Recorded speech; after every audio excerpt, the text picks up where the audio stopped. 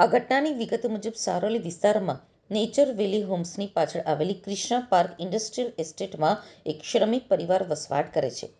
ગતરોજ બપોરના સમયે આ પરિવાર નીચે ખાતામાં કામમાં વ્યસ્ત હતો. એ દરમિયાન 3 વર્ષની માસૂમ બાળકી ઉપરના રૂમમાં એકલી જ હતી. બાળકીની માતા તેના પતિને નીચે ખાતામાં બોલાવવા માટે ગઈ હતી. બસ આ થોડીક મિનિટોની એકલતાનો લાભ ઉઠાવી પાડોશમાં જ રહેતા નરાધમે માસૂમ ઉપર નજર બગાડી હતી.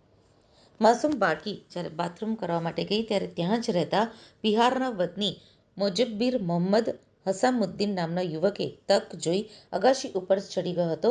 નરાધમ બાળકીની પાછળ બાથરૂમમાં ઘૂસી ગયો અને બાળકીના કપડાં કાઢી તેના ગુપ્ત ભાગો સાથે ગંભીર શારીરિક અડપલા કરવાનું શરૂ કર્યું હતું. બાળકી કંઈક સમજે તે પહેલાં જ હેવાને તેને પોતાની હવસનો શિકાર બનાવવાનો પ્રયાસ કર્યો હતો. સદનસીબે બાળકીની માતા તુરંત ઉપર આવી પહોંચતા બાથરૂમના દ્રશ્યો જોઈ સ્તબ્ધ થઈ ગઈ હતી. માતાએ બૂમાબૂમ કરતાં જ આસપાસના લોકો પણ દોડી ગયા હતા અને હવસખોર મોજબ્બીરને રંગે હાથે ઝડપી પાડ્યો હતો. રોષે ભરાયેલા લોકોએ નરાધમને બરાબરનો મેથીપાક ચખાડી સારોલી પોલીસને હવાલે કર્યો હતો. પોલીસે તાત્કાલિક અસરથી આરોપીની ધરપકડ કરી કાયદેસરની કાર્યવાહી